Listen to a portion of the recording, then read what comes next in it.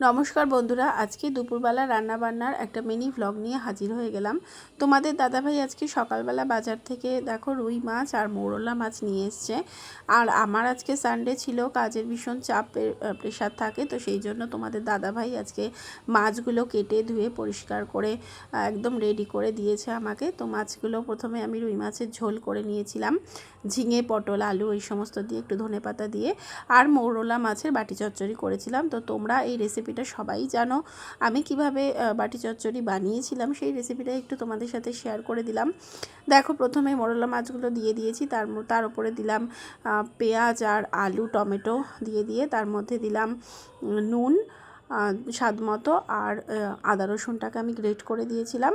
আর গুঁড়ো মশলার মধ্যে হলুদ গুঁড়ো, জিরের গুঁড়ো, ধনের গুঁড়ো, একটু লাল লঙ্কার গুঁড়ো, লঙ্কা বাটা এই সমস্ত দিয়েছিলাম। আর কাঁচা তেল একটু দিতে হয়, এটা কাঁচা তেলই মাস্ট, তাতেই হয় আর কি রান্নাটা।